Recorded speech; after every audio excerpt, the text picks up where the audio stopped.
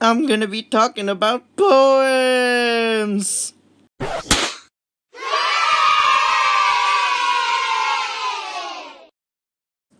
Yeah, so I'm gonna be talking about poems.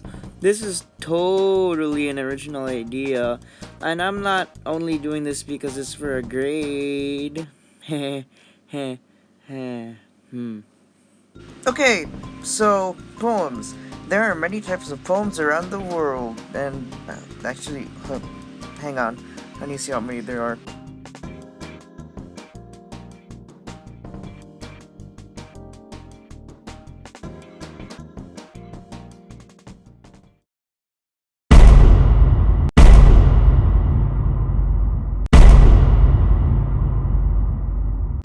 What?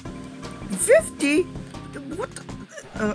Anyways, the ones I know, which is not 50, is, sonnet, haiku, limerick, ballad, ode, poetry, free verse, and epic. Maybe there were more, but that's all I remember. Anyways, I'm going to talk about two poems that I chose, which is Don't Stand on My Grave and Weep and The Raven. The first one's Little Sneeze. Anyways, I'm going to read the poems, starting with Don't Stand at My Grave and Weep. Do not stand at my grave and weep. I am not there, I do not sleep.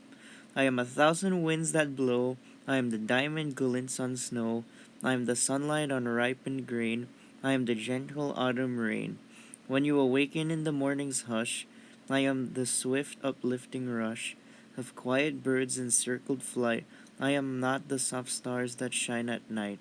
Do not stand at my grave and cry. I am not there, I did not die. And now for the raven. Once upon a midnight dreary, while I pondered weak and weary over many a quaint and curious volume of forgotten lore, while I nodded, nearly napping, suddenly there came a tapping, as of someone gently rapping at my chamber door. By the way, that was just a short version of The Raven. I'm not gonna read the actual thing, it's really long. Also, these poems are interesting, to say the least, but to say the most, I'm gonna be analyzing both of them. Starting with Do Not Stand at My Grave and Weep. In this touching poem, titled Do Not Stand at My Grave and Weep, by Mary Fry, she speaks of death in a welcoming tone.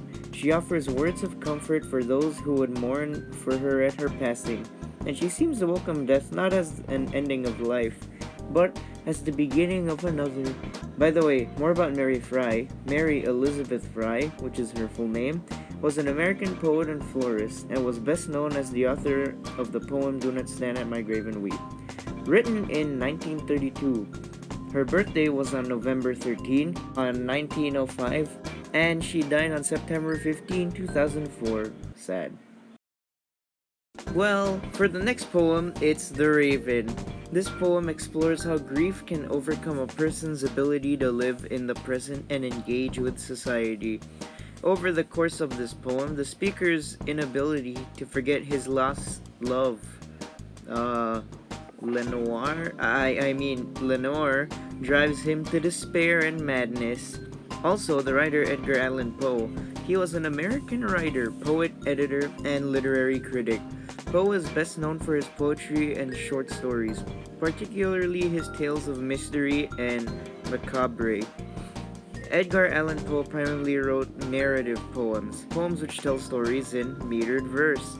While Poe's work wasn't explicitly meant to be recited or sung, he referred to many of his narrative poems as ballads for their highly lyrical and dramatic quality.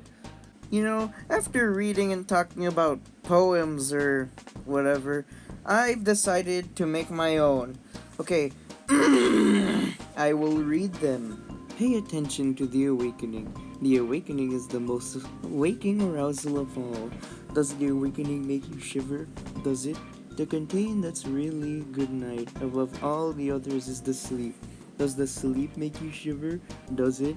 I saw the yellow imaginativeness of my generation destroyed. How I mourn the dreaming. Down, down, down into the darkness of dreaming. Gently it goes, the dishonorable, the colored, the unhealthy. The woolly awakening sings like a sleeping awakening is woolly. Awakening is soft. Awakening is confused. However, maybe I'm not cut out to make or create poems. How about a haiku? That should be easy. Fall declivity, a gold fragile leaf blowing, whilst watching the pond. It's short, but well, that's what a haiku is. 17 syllables, the first 5, the next 7, the next 5 again. You know, maybe I should have said something funny.